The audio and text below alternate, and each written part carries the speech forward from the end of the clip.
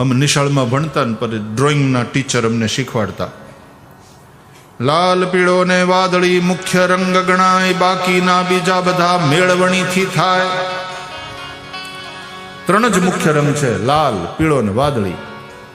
બાકીના બધાય રંગ એની મેળવણીથી થાય. વાદળી અને પીળો એને ભેગા કરો, કયો રંગ થાય? ગ્રીન. એમ લાલ, પીળો ને વાદળી ત્રણેયને ભેગા કરી નાખો, કયો રંગ થાય? બ્લેક. એટલે કૃષ્ણમાં બધાય રંગ છે.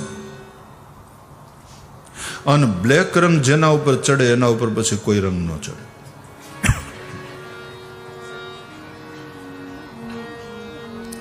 अपने ही रंग में रंग दे चुनरिया, श्याम पिया मोरी रंग दे चुनरिया.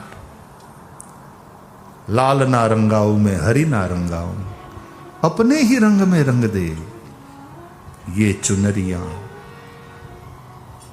श्याम पिया मोरी रंग दे चुनरिया.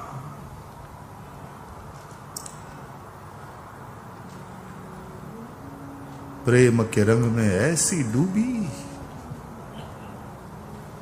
श्याम के रंग में ऐसी डूबी, हो गई श्याम स्वरूप.